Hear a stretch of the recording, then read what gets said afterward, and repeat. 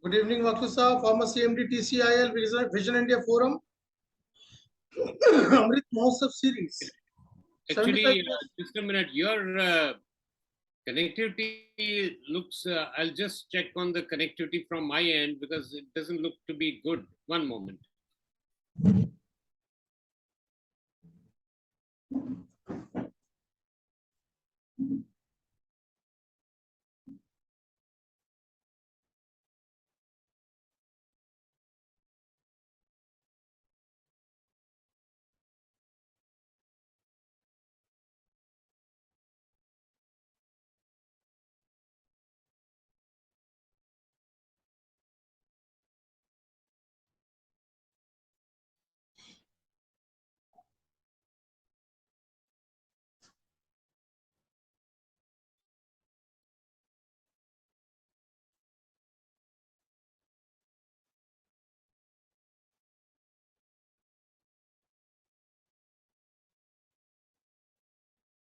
Yes, Wakhlu sir.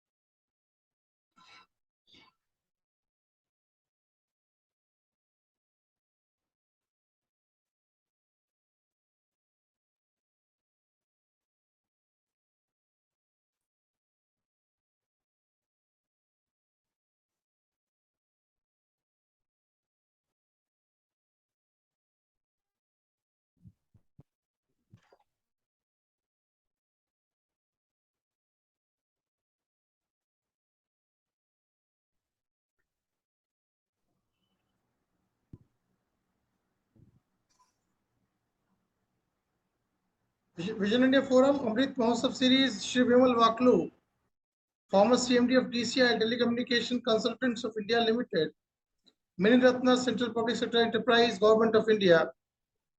Man who is created with a lot of reforms in the TCIL during days as the CMD there, Chairman and Managing Director.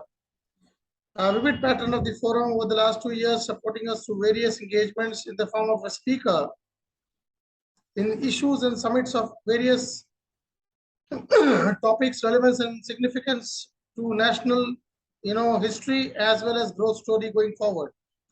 Vimal Wakhlu today will be speaking to us about the telecom scenario in this country, the mood, the DNA, and the futuristic perspective of telecom sector, which will drive a nation of 145 crore people. It can make or break a lot of aspirations, dreams. It can really make or break a nation. The connectivity issues are the most critical issues when it comes to a nation of such populous magnitude as our country, India. Telecom sector has grown by leaps and bounds in the last 30, 40, 30 years. And with so many reforms, auctions, spectrum auctions, then the private BSNL giving way to private players like Airtel, Vodafone.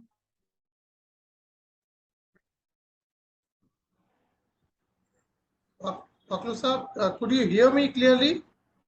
No, actually, your end the connectivity doesn't seem to be good enough because I was getting breaks in your speech. Are you able to hear my?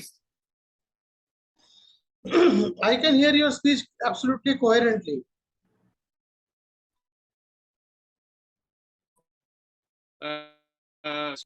Okay.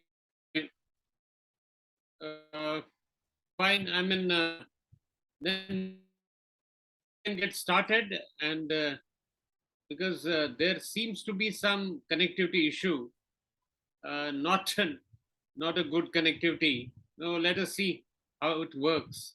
Well, Wakhlu sir, telecom is going to drive a nation of 145 crore people's aspirations, and it's going to play a make or break situation as far as the growth story of India going forward in the next 25 years is concerned. 30 years, lot of changes. BSNL giving way to a lot of private players, auctions, spectrum auctions, controversies. Then we've had, waiver in terms of deferred payment dictum from the from the Supreme Court. Then now recently, the latest being the BSNL's development, wherein the government decided to pump in 1.6 lakh crore rupees. I mean, pump in, or whatever way they wanted to restructure the entire behemoth of telecom. So take us through telecom, its history in India, the recent past, and how, most importantly, what is the future looking like as far as India's telecom story, and how does the telecom story affect the India growth story going forward? Over to you, Shri Vimal Wakhlu, former CMD, TCIL, Miniratna, Government of India, Central Public Sector Enterprises. Over to you, sir. Thank you, Amit ji. First of all, thank you for inviting me for speaking on this particular subject. Well, coming to telecom sector, the reason that we are talking about it is because telecom sector has assumed a lot of importance in the recent years, and apart from communication, it also has got a role to play in many other domains, like it's solving many problems faced by humanity in the domain of education, health, water management, waste management, financial inclusion, disaster management, security and safety, pandemics also. That has been the recent experience. Now, just for the sake of those people, just to break up what are components of telecom network, we are very familiar with the terminal devices we have, like the mobile phones. Earlier, we had the landline phones. Now we have mobile phones. We also have tablets. We have laptops. We have PCs. These are some of the terminal devices. We also have the interface equipment. Like you must have seen the modem in our home, the various cable pairs, and we are also connected wirelessly, for example, through satellite, and our mobile phones are connected to base stations or the mobile radio access network, etc. You see those towers near your locality, that's where connected. Besides that, we also have the core equipment. Like earlier, we used to have the switch for connecting a subscriber at one end to another end based on his identity. We had for a long time manual switches where manually the operators sitting on the board used to connect operators. And this continued for a long time till more than 100 years back. There was a person, his name was Trouger. He was an undertaker, and by virtue of that, he had a good business. But he soon realized that these telephone operators were bribed by some of the other undertakers, and his business was going down. So he was so upset by all of this that he worked himself on developing the first switch, automatic switch of the world. And that is where this is called Strowger Exchange, by his name only. Later on, there were transitions to crossbar, electronic analog, electronic digital, and our country too sort of did well in 80s, late 80s, when organization called CDOT was established in the country. And the CDOT, developed technology and particularly suiting the rural areas of the country. And the switches, which were manufactured by other people, they were so good that finally the import of these switches were stopped in a big way, although IKEA was one of the manufacturers that time, but we were importing some of the switches as well. So here I would like to briefly mention about an incident which happened in 1989 November when I was in Japan. At that particular point of time, on our last day of about 8 weeks stay in Japan, uh, one of the head of the organization where we had 8 weeks of interaction and training, he asked me, what about the elections in India? What's happening there? I said, it looks like Rajiv Gandhi is going to lose the election. So he suddenly said, oh, that's great news. When he said that, I became curious. I asked him, why are you saying that?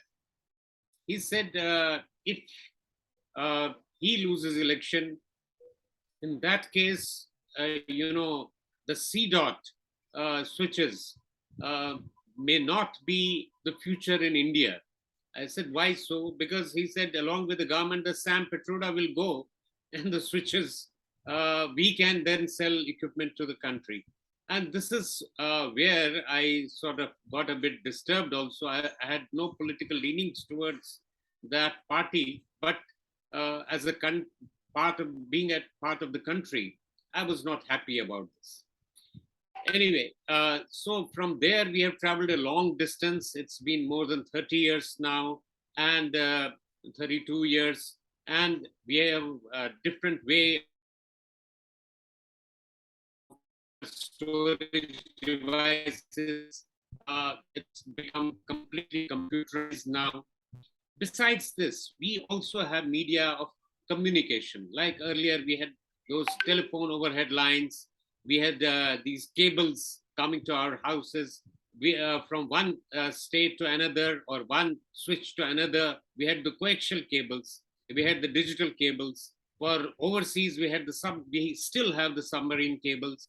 But a major development that happened in early 80s in India, that was the optical fiber cable. Of course, optical fiber is something where our telecom signals travel on light. It's through light which happens. And the good thing is that Raman, W.C. Raman, he is credited with having discovered the optical fiber effect. It's called Raman effect. And that is how finally India also adopted this in 1987. And I was lucky to work on the first optical fiber network between Ahmedabad and Baroda. Of course, fiber has a lot of You meant Mr. capacity. C.V. Raman. Yeah, Raman. Yes, C.V. Raman. C.V. Raman, the great physicist. Yes, yes. And finally, because optical fiber has lot of capacity, so government also decided to have this national optical fiber network for 1.5 lakh, 2.5 lakh gram panchayats in 2011. And finally, after the change of government, it was continued, and it was called BharatNet. It's still a work in progress, although I feel it should have been finished earlier, but it's still happening. If this connectivity happens, then all the villages will have a good amount of bandwidth available for future. Because India lives in villages, 70% of 1.4 billion people live in the villages, rural India. Coming to the other component is the wireless component. We have microwave systems. You must have seen those big dishes on major towers, which also connect from one town to another. We have satellite communication, and India also introduced INSAT series of satellite in early 80s. And I was luckily involved with full capacity loading of the INSAT 2A in 1985. I was at Mumbai Satellite Earth Station at that particular point of time. But before that, in 1980, India and USSR decided to establish an exclusive link, because that time USSR was not part of the Intelsat telecom network linking other countries in the West because of isolation.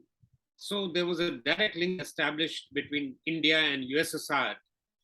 That was between Kashmir in India and Dushanbe, that was in Tajikistan, the former USSR, part of former USSR.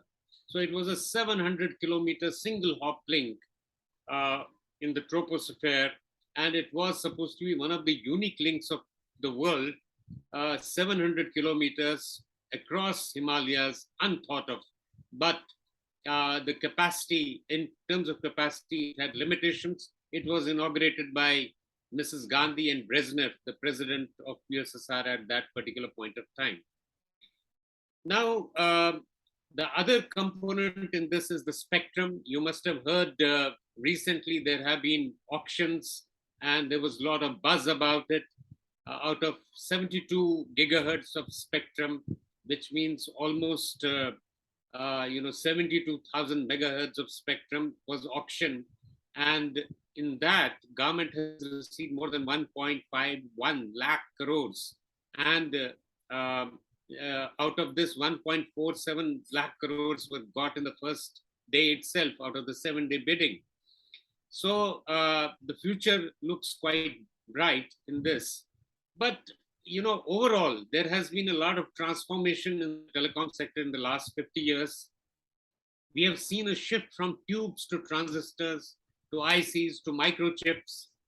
And of course, in this whole, you can say, journey, there are international standards to be followed. And International Telecommunication Union, which has broadly 3 components, ITU-R, ITU-T, and ITU-D, they control the standards. And all rollouts that happen in the country follow that particular pattern. Now, who are the various stakeholders in telecom sector? Of course, to begin with, first is the telecom service providers, the agency which provides the telecom service. At the time of independence, we had primarily private enterprises providing that. But as soon as the country became independent, they were not in a position to pump in money into the sector. So the government was forced to take over and nationalize telecom companies. So broadly, it was categorized into 2 components. One was for the international telecommunication, it was Overseas Communication Service, OCS it was called. And for the domestic, it was called PNT, that is Post and Telegraphs. It was for the domestic part. Now, this continued for a long time. And of course, I also was I would say, lucky enough to work in the Overseas Communication Service for about more than 5 years. And after that, I joined PNT, but PNT was split into Department of Postal Service and Telecom around 85. And DOT had a monopoly over telecom till 1995. The growth was happening, but at a small pace because money was pumped into this sector out of the budget. And our budgets were small because the government was not able to generate enough revenue from other sectors also. So they couldn't really pump in much money into this. Now, that time there were long waiting lists running into decades. And I have mentioned that I was working from Overseas Communication Service, by virtue of which I was a part of that Indo-USSR troposcatter link, which we established between India and USSR in 1980-81. So that time I went to the PNT department, as it was called, and approached one of the officers that I want connectivity, and that was from the heart of Srinagar. He told me, I'll see the feasibility. I mean, that's in the heart of the city. And he didn't care whether I become his customer or not, because he in any case would have got his salary. So things were so, I mean, I'll say constrained for the general public. That is how it was. Now, what happened after that in 85, government decided to sort of create public sectors in telecom. That is how MTNL, Mahanagar Telephone Nikam Limited, which was the telecom networks of Mumbai and Delhi, which were the most revenue generating circles of the country, they were hived into one MTNL. And another organization that was formed in public terms, that was called Videsh Sanchar Nigam Limited. In fact, the overseas communication service was converted into Videsh Sanchar Nigam Limited in 1985. And things continued like this till BSNL was formed in year 2000. And the reason for that formation was because when the private enterprises entered the telecom domain in 1994 through mobile services like Bharti, BPL, Birla AT&T at that particular point of time. So they insisted that BSN, the Department of Telecom cannot be our competitor. So there has to be some operational wing separate from the decision-making body. So that is how BSNL was formed. Initially, it was Department of Telecom Operations and subsequently Bharat Sanchar Nigam Limited. So these private operators started their operation, and we are aware that those people who had mobile telephones in those days in 95, 96, that the rates were 15 rupees per minute. And of course, incoming also were charged. So this continued. Bharti, Airtel, BPL, Birla AT&T, Hutchison Max, these were the companies. And BSNL entered the domain in 2002. And when we entered as BSNL in 2002, the rates came down to 2 rupees and 50 paisa per minute. And incoming we made free. And the competition was forced to follow us. Some of them were on the verge of shutting their shop also.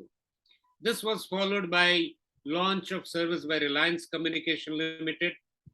They also tried to compete with a lot of schemes and all that happened. But gradually, the mobile service became affordable. I just want to share one small incident. When we launched our service, I asked my people, how is the response of public? He said, sir, the problem is that the cream has already been taken over by the private enterprises. We are left with rickshawalas, we are left with small time vendors and all that. I said, that is the future, don't worry. And, somehow I am happy to see that that has become a real dream. It has become a game of numbers. And only those companies which manage to service this particular segment of the population have been able to really survive and thrive. So there have been a lot of changes since then also. Jio has come into the field. Vodafone jumped into the field. They acquired Hutchison Max, Hutchison SR, and taking the SR shares. And finally, in 2017, they were forced to merge with the Idea, which is which was the new avatar of Birla AT&T, and that is how Vodafone Idea came into picture.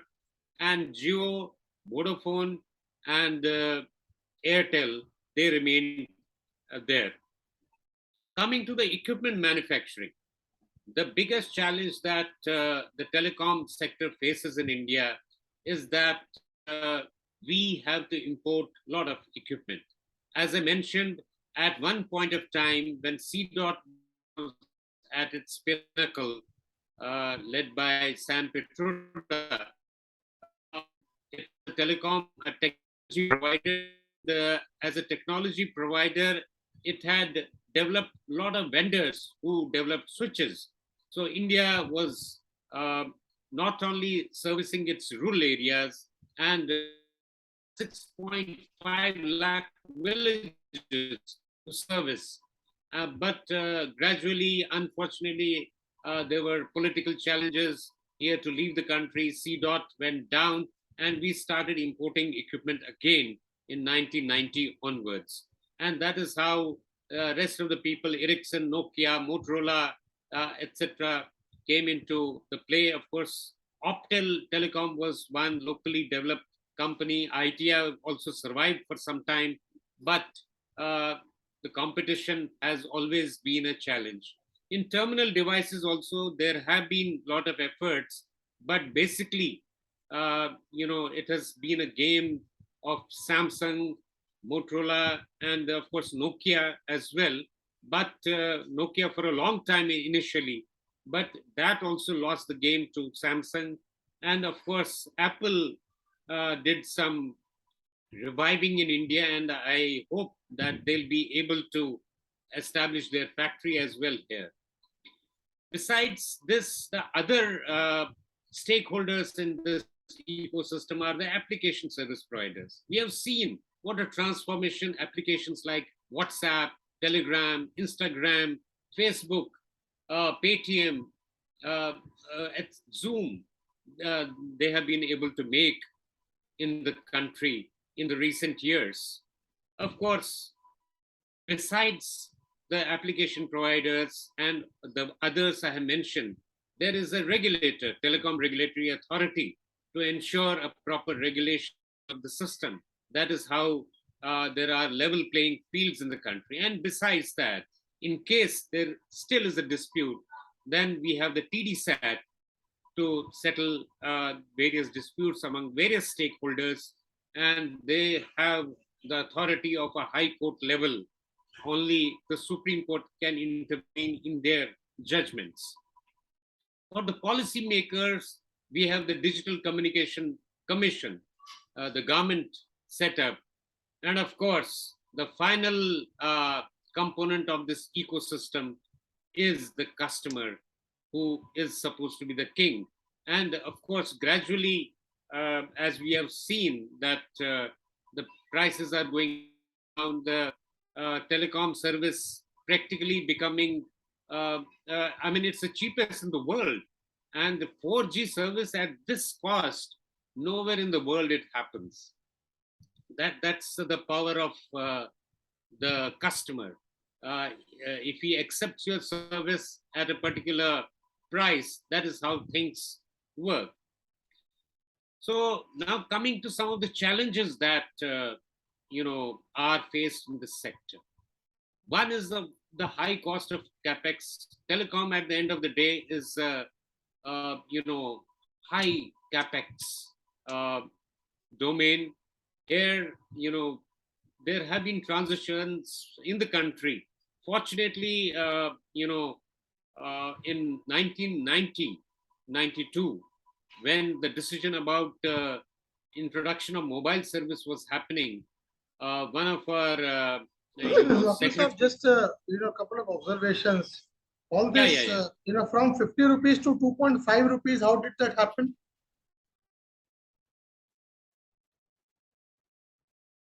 From 15 rupees to 2.5 rupees, I mentioned it was BSNL when BSNL entered the domain of mobile, because initially BSNL was prevented from entering into this domain by the regulator, saying that let the private companies establish themselves.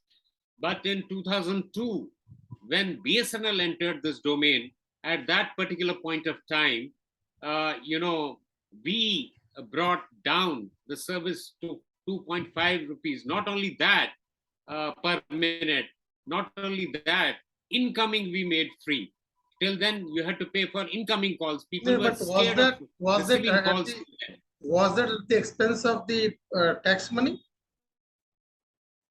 Certainly not.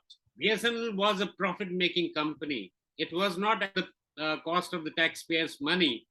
It was simply because BSNL did not believe in making heavy profits the way the private enterprises were making at that particular point of time.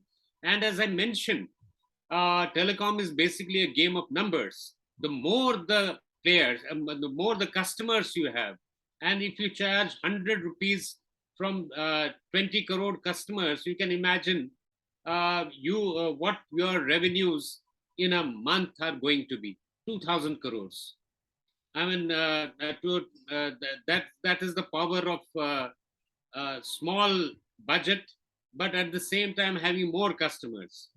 So this is the model on which BSNL worked, and it worked well for quite some time, till there were some challenges, which maybe if there is time today, I'll come to those also later. And others were forced by virtue of competition to come down to that level, as I mentioned earlier. Now, one of the major challenges, as I mentioned, is the switchover, because 2G technology, then it came to 3G technology, and then 4G. 3G to 4G, 3G had not lived for sufficient number of years, and now 4G also is in many cases just 3 or 4, 5 years old, and that is too short a period. Earlier, the life of the telecom equipment used to be 15, 20 years, but now it is just 4 to 5 years. So by virtue of that, and it costs a lot of money, so they have not been able to take proper juices out of it. Now we come to 5G, and just to mention that people are already working on 6G also. So 6G also is expected to be there by 2030. So So it's not five very minutes, fun. 5 minutes more because on this particular dialogue or monologue today. Could you just throw some light on the BSNL investment plans and the future for the private sector after Yeah. the Supreme Court's verdict last year? Does it augur well for them? Which Supreme Court order? The deferred, payment, that the verdict. No, that was not a Supreme Court order. In fact, government took that decision, and of course, there were a lot of controversies about that. But government basically took that decision that we'll go for. Of course, the government got it ratified through the court, but basically it was government initiative The to AGR save the dues. The AGR dues. AGR dues. That was basically government initiative, and they got it ratified so that there is no issue on that. And basically, it has saved the telecom industry going into a duopoly, because otherwise, in absence of Vodafone Idea, which would have wound up positively, and BSNL also on the verge of collapse, basically there would have been only two players, that is Jio and Airtel. So a timely intervention has really saved the industry at that juncture, and that is how things are moving forward. Because this was, unfortunately, there was one retrospective taxing policy also followed sometime more than 10 years back, wherein Vodafone had to pay for Hutchison, SR one, which was introduced retrospectively, which we all felt was unfair. So basically, that has been corrected now. The government took a decision on that also. And of course, still there are a few more challenges. As you were talking about BSNL, BSNL is still to roll out the 4G services. Of course, after rolling out 4G services, when their basic, you can say, customer base is just 10%. Their market share is just 10% right now, less than 10%. So for them to become, commercially viable, it's going to take quite some time. And in the meantime, people would have rolled out 5G services. I see that they are going to face a major challenge. Of course, they can get spectrum at the same rate at which people have taken, but then transitioning from 4G to 5G in a very short period of months would be a challenge for them. So that is where the facts lie. I mean, let us see how exactly they are going to mitigate this particular challenge. Of course. And the degradation, Pardon? the huge degradation in the network issues, efficiency because of the infrastructure gaps. Yeah, you're right. I mean, as I mentioned, that because there has been a quick transition from one system to another, so deploying resources effectively, uh, that has been a challenge. Because now that if you have a 4G connection at your home with your phone, so now there are gaps already. Now in 5G, they'll have to put resources which are 5 times of that, maybe 10 times also, in order to really bridge that gap. So it means a lot of investments and time, and also a continuous iteration for correction. That Do you is think how it is. BSNL's current package will be able to help the government behemoth compete with the likes of private players, Jio, Airtel, and now Vodafone?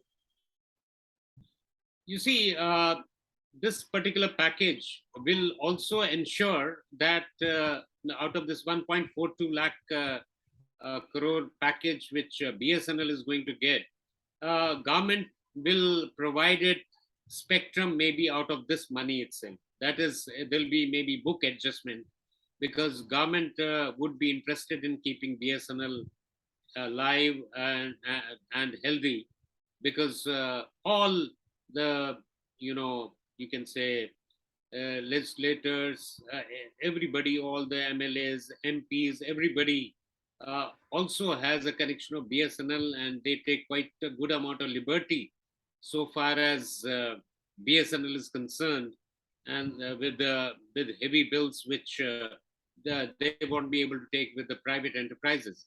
So they have to keep BSNL alive and kicking. And so out of this package, I see that they'll provide them enough spectrum, maybe against book adjustments. Maybe they'll be able to buy equipment. But there is one thing which government is working on, and the minister has also mentioned, indigenously developed technology in 5G would be tested with the BSNL network when it goes to 5G. So that is something which will be very exciting, and we look forward to that, because if that really succeeds as a technology, it'll be a game changer for BSNL also, and will give a good name to the country as well. Finally, a nation of 140 crore people, a new nation, a relatively young nation, 75 years into independence after the centuries of slavery, either through the Middle East or through the English. We just come out of the clutches of slavery. We are still recovering from the the various wars that the country had to face with, and we are still coming to grips with economic liberalization, which was brought about in the 90s, post Mr. Rajiv Gandhi's demise, Narasimha Rao ji's economic reforms. Then all these things are just happening in a very, very young nation. We are still long way to go as far as literacy is concerned. We're a long way to go when it comes to being called a developed nation. We are very much a developing nation, if at all, or at best being called could be called a developing nation. And it's a very difficult task for a democracy like 140 crore people. Free lunch, does it really help? This incoming free, data free, does it really help a country like this in terms of productivity, in terms of social media, in terms of internet usage? Uh, has it really helped the nation, the youngsters, the youth, the people, spending, the lakhs, crores of man hours being wasted on the free packs that they have because of the great packages these companies are offering them to acquire more and more customers, which you highly praised.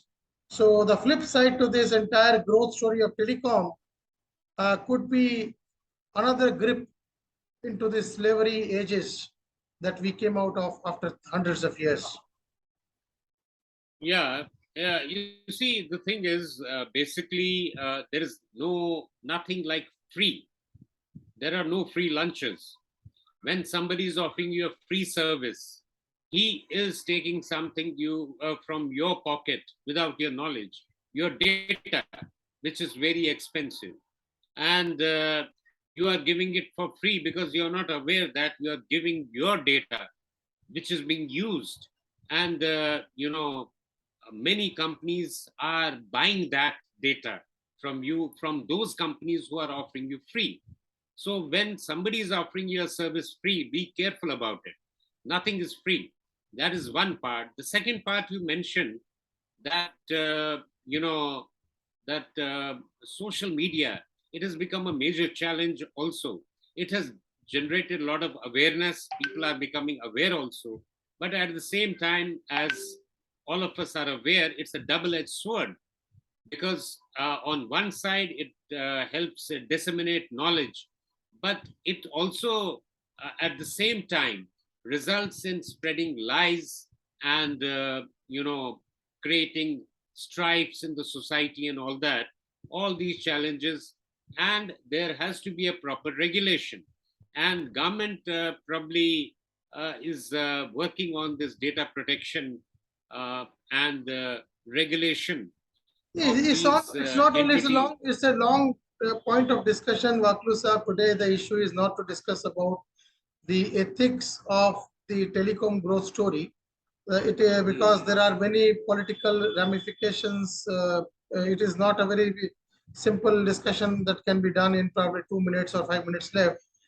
But yes, nothing is free. But here these companies, they are acquiring the customer, and at the same time making money without my knowledge.